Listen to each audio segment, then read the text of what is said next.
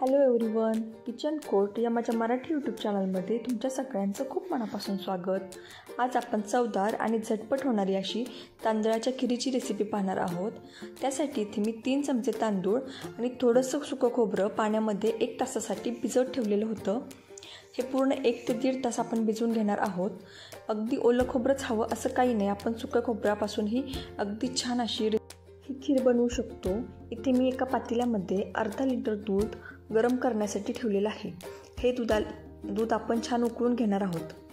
इथे आपलं दूध उकळतंय तोपर्यंत आपण जे तांदूळ आणि खोबरं भिजत ठेवलं होतं ते थोडंसं पाणी घालून छान दाणेदार असं वाटून घेणार आहोत.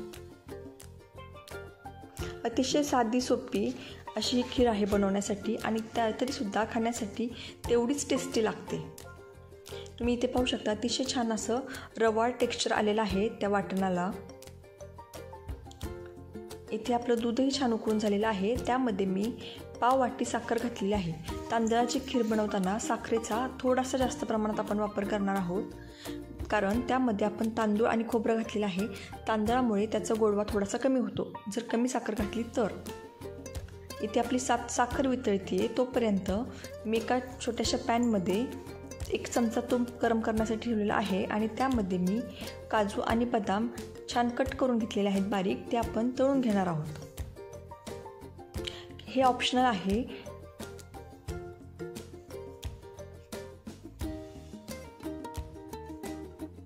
ड्रायफ्रूट्सला थोडासा सोनेरी कलर येईपर्यंत आपण छान परतून घेणार आहोत.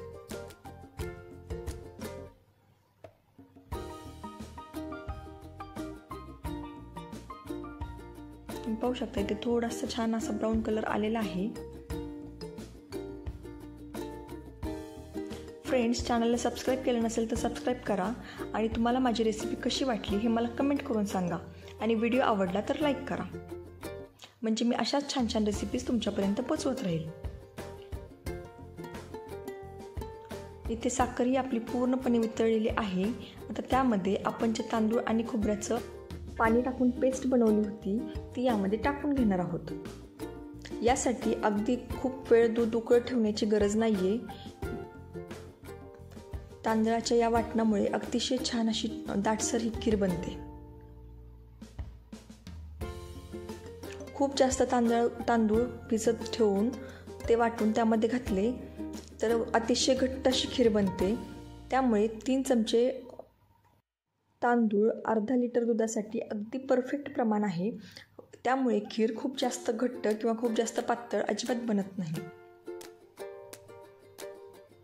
तांदूळ घालून घेतल्यानंतर आपण जे ड्रायफ्रूट तळून घेतले होते ते त्यामध्ये मी टाकून घेतलेले आहेत आणि आता ही खीर आपण 10 ते 15 मिनिट अगदी छान अशी उकळून घेणार आहोत. इथून कन्सिस्टन्सी पाहू शकता अगोदरची आणि आत्ताची अतिशय छान अशी दाटसर व्हायला लागलेली आहे खीर.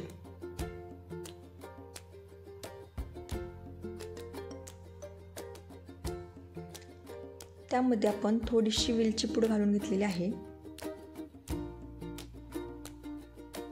अतिशय कमी वेळेत आणि झटपट होणारी अशी ही रेसिपी आहे.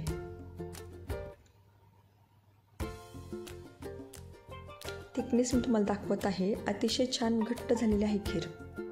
तुम्ही कडांनाही पाहू शकता अगोदरपेक्षा अतिशय छान अशी चिकटून घट्ट झालेली आहे. अगदी कमी वेळेत होणारी अशी तांदळाची टेस्टी खीर बनवून आपली तयार आहे. नक्की ट्राय करा ही रेसिपी आणि मला कमेंट करून सांगा.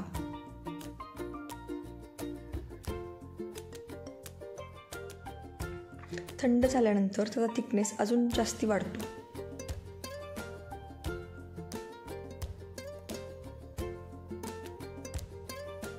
अतिशय छान दाटसर दिसत आहे. Thank you so much for